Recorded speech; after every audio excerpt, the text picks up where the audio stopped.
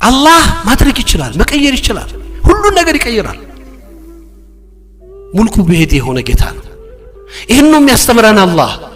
የህይወት መንጠልጣያችሁ ሁሉ ጊዜ አላህ ይሁን ሰዎች ምን አላቸው ድርሻ አላቸው ሊያሳዩ የሚችሉት ሊያመላክቱ የሚችሉት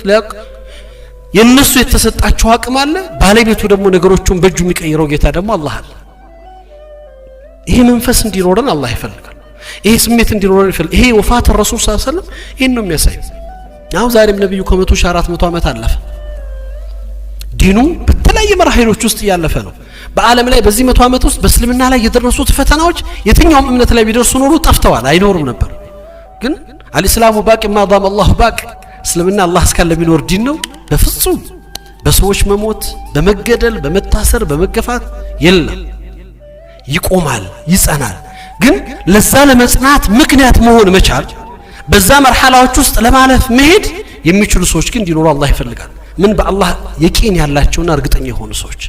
ያን ነውኛ ማሳደግ መጠበቅ መያዝ ያለብን ወንድማቶች